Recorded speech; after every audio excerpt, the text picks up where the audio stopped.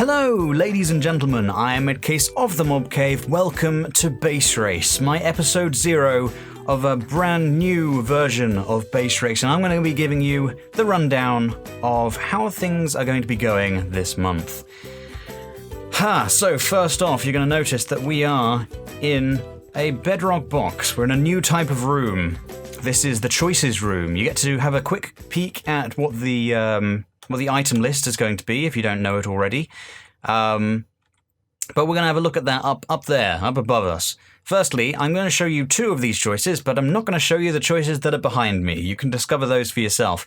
First, this is quite important. You can now officially choose to do the whole base race, just the race stage, or just the base stage, and that is definitely a new thing, because you can just take part in the base stage only, and then you can enter your build, whether you've recorded or not. Okay, so in terms of what the buttons do, it doesn't actually do that much. Pretty much it just deletes certain buttons. If you click this one, all it does is it deletes these 2 buttons, I seem to remember. If you click this one, then it deletes these buttons and some of the buttons behind me. Because if you're just doing the base stage, then really is no point pressing those buttons.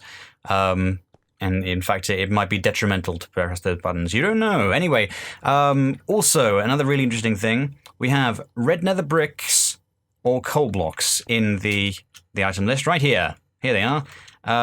Also, you'll notice that you can jump up and walk along these, and you can't collect them. They are here forever.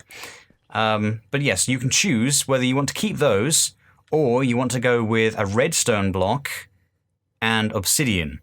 So the choice you have to make is, do you want to go to the nether to collect the red nether brick rather, which is a new one, by the way. That includes nether wart. That's a different type of block. I'll be talking about that in a minute. Or obsidian, in which case you need 3 diamonds. So diamonds or nether, that's the choice you have to make here.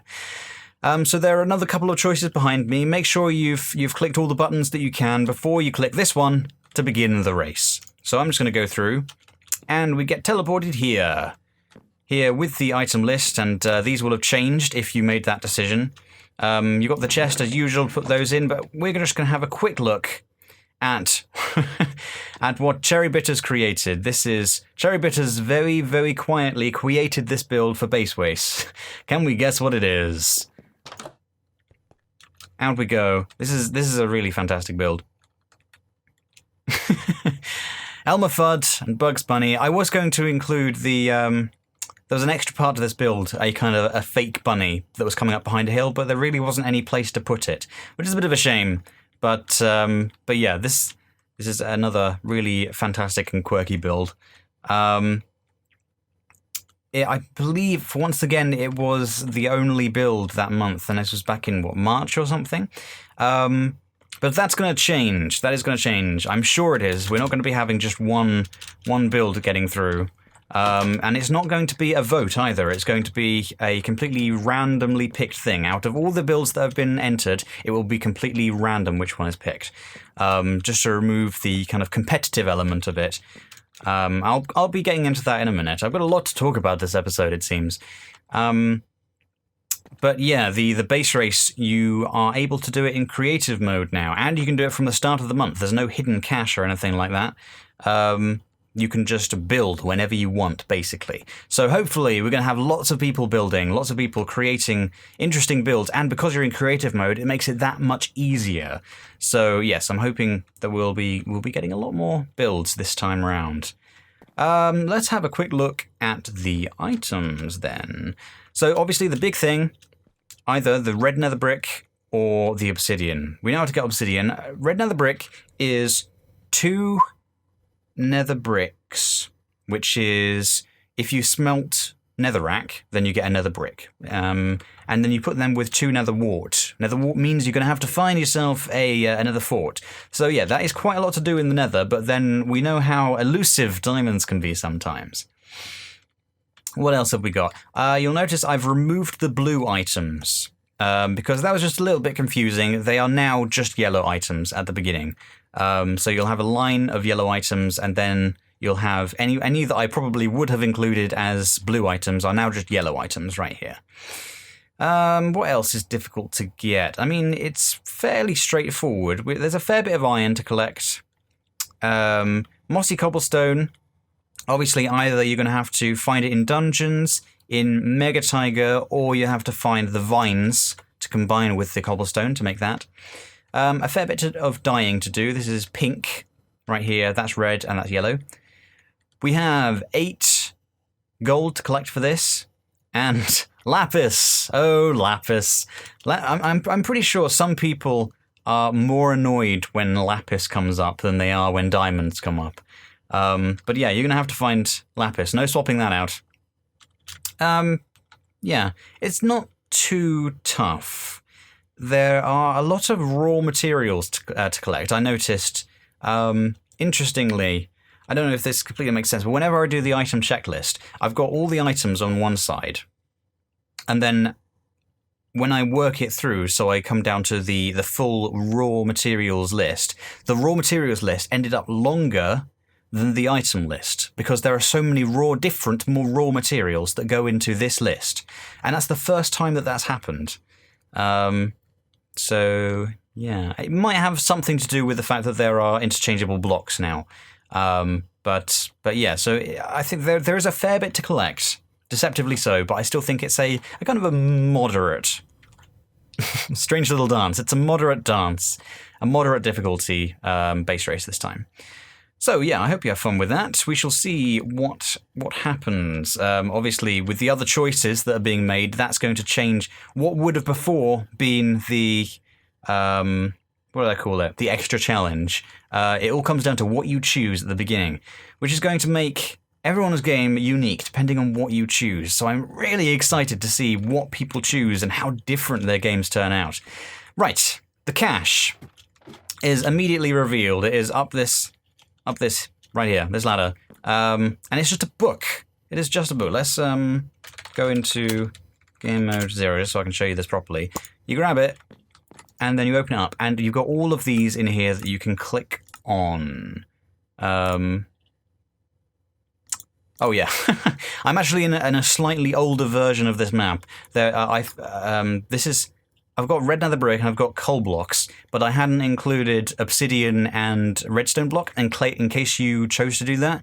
So this is still an old version of the map where I haven't included that yet. But that's don't worry about that. You'll be getting the right version. But anyway, you just click on the thing that you want and it gives you a stack. So even if you're in survival mode, you have a cache that you can carry around with you. And anytime you run out of a certain item, you can just click on it and you'll get another stack of it. So that is brilliant. That is fantastic. I'm really happy with that. You can also change yourself to creative mode, which I'll do. You may have seen that there is a GIF that shows you really handily what the free blocks are. Free and derivative blocks and stuff that you can always use in base race. Basically, if you're wondering how the base stage works still, if it is not quite clicking you in your head, it is so simple. It really is. All it is you use these items to create your build. Okay? The yellow items you can use as many of as you like. The white items you have to use exactly that number. So 64 stone, 5 iron blocks, and so on. And then you have a list of free blocks that you can just use all the time. And they're things like fences, doors, trapdoors, and stuff like that. But all you have to do is click on that, and it'll take you to the GIF, and you can see them. They're right there in front of you. You can see whatever items or blocks that you're allowed to use. So yeah, it really is. It's very simple. If you happen to die whilst you've got this book and you lose it, then there's another 4 books on the back, so you can grab those. I can't really put this back. There, okay, off it goes. You can go. Right, what else do I need to talk about? Oh yes, one more thing about the cache. I have actually forgotten something, a little bit annoying. I was going to include a chest here that had all of the numbered items in it. So from the 64 there to the 1 there. Because if you decide to do the base race right at the beginning, you skip the race stage and you just do the base stage, then you have the cache, so you can have all of the yellow blocks free, but you don't have all of these things that you are meant to collect. So I was just going to provide them for you, but I gapped it. I completely forgot. But what you can do is you can just change yourself to creative mode and you can just grab them from here. So that's not too bad. Not too bad. I'll definitely include that next time. I've got to remember to do that. So yeah, play in 1.10. That's a thing. I'm pretty sure that this block only came in 1.10. So you really do have to play in 1.10. The red stars. If you were around for the previous base race, you'll remember that I had a section in the announcement video where I put up these little crude blue arrows and I'd say, you're allowed to use, this wool is allowed to be any color, and sand is allowed to be sandstone or any type of sandstone. So basically what the red star means is it can be any type or color of that block. So wool can be any color, stone bricks can be cracked or mossy, and sand can be any type of sandstone. And it's right there in front of you, really easy to get. So yeah, I'm hoping that was one of the main things that I wanted to achieve with these new changes. Is just to make it really easy, intuitive, really easy to get to grips with, really easy to understand. That's what I really wanted to do with this. So I'm hoping that I've managed to achieve that. Let's see. I wanted to talk a little bit about why I made these changes. I've actually talked about it in a couple of different things since I've started working on this over the last couple of months, and it's basically I felt like I wasn't treating base race as something that could grow. Because it was a competitive thing, I had to watch everyone's videos and make sure that they weren't, doing things wrong. They weren't, cheating. They weren't, they'd built their bases correctly and stuff like that. And, I had to make sure that everything was done to the letter. Everything was done absolutely right. And the more people that join Base Race, the less possible it is for me to actually watch everyone's videos. However much I want to watch everyone playing Base Race, the more, say there was 100 people playing, there's no way I can watch that many videos. So this means that because it isn't competitive anymore, it's less regulated. I don't have to check over everything. Which means I can have more fun when I'm watching people's videos because it's like a map that people have downloaded. Well, it is a map that people have downloaded, but it's like a CTM or something. People just download the map and then they can pretty much do what they want with it. Obviously, it is a challenge, and it has been set out with intentions. You're meant to follow the rules by not breaking this bed or making a new one, or any of those kind of things. But I don't have to be really regulated about it and strict about how you do things. So yeah, it makes it basically more fun for me to just watch, and it means that it can grow. That was kind of my general thought behind it. And the fact that it's less regulated means that I can do more things. Like, I don't think I ever could have done all the choices that I did below in the previous version of Base Race, because it would have made it kind of unfair in a way, or unbalanced is the thing. If it's a competitive thing where people are racing to have the best time, if I changed things, if I had it so you can make these choices and change things a little bit too much and it's unbalanced, then one person is going to definitely have a faster race than the other one, and it just gets all confusing and stuff. So yeah, that was another reason. And the last thing is that, as a host, it's always in my mind that if someone plays this game and it's a competitive thing and they're cheating, then what do I do? Seeing as it's a single player game, what do I do to stop people cheating? And there really is, there's not much I can do other than just looking at people's videos and saying, I can see that you're cheating, but I can't prove it, So now that I've taken out the competitive aspects of it, there really is no point for anyone to cheat. And now it's not about that at all. It's not about how fast you can be and whether people might want to cheat to do that.